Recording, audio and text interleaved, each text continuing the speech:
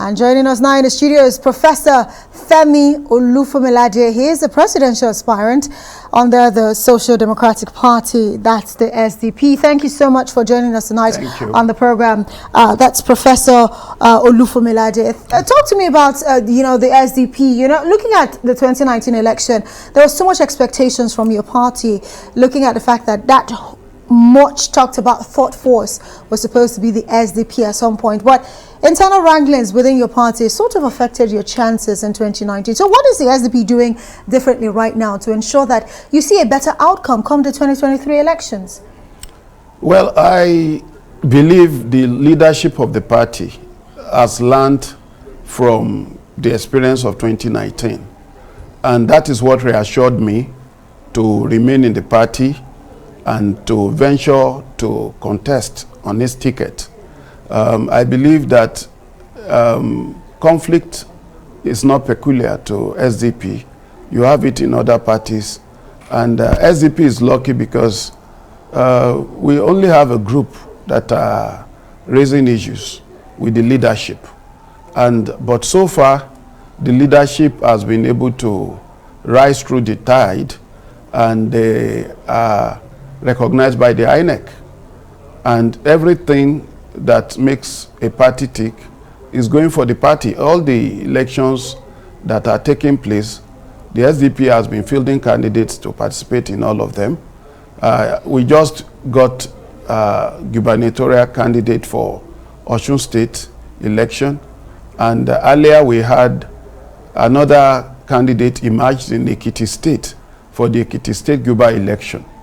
And we've had other by-elections to House of Representatives, and we fielded candidates, and it's the same leadership that are there now that presided over the processes that led to the emergence of all those candidates. But you still have a case in court. I do know that there's litigation against the SDP, but let's leave that aside right now and talk about the fact that your party has now fixed the convention for April the 29th and the 30th. You are a presidential aspirant. Oh, yes. Talk to us about what you plan to do differently if eventually you emerge as, not just the candidate of the SDP or even becoming president in 2023.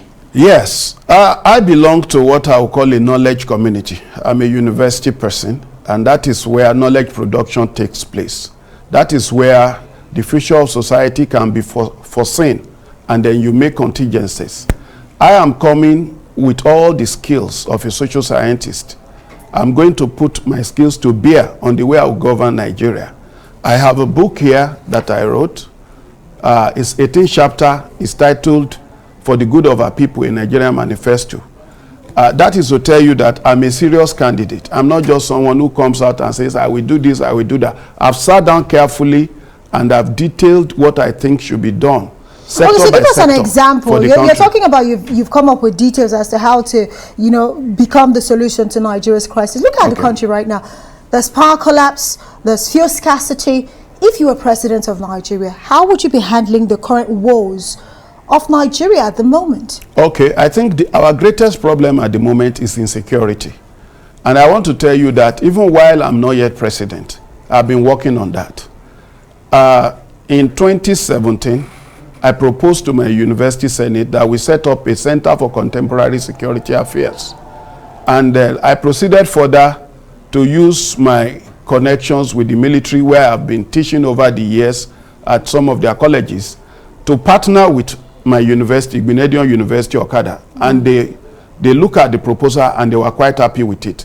So the Center for Contemporary Security Affairs is actually devoted to researching all these novel security challenges, things that are not usual: asymmetric warfare, banditry, farmers, herdsmen, conflict on an epidemic level, etc., etc.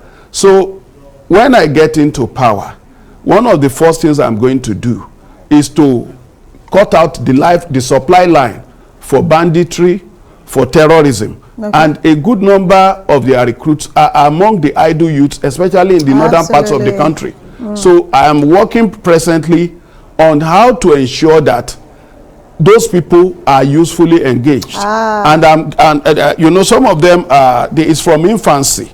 those that are young, that they call the Amajiri people. Well, what you're saying is you've actually found a nexus between poverty and insecurity. Yes. And that will be the solution to Nigeria's Yes, and we wish you all the best, that is just Professor an aspect Femi of it. Olufunmilade, I would have to say thank you so much for joining us tonight on the program. I wish you all the best, really, you know, in your upcoming conventions and eventually the elections. Thank you for joining us tonight on the program.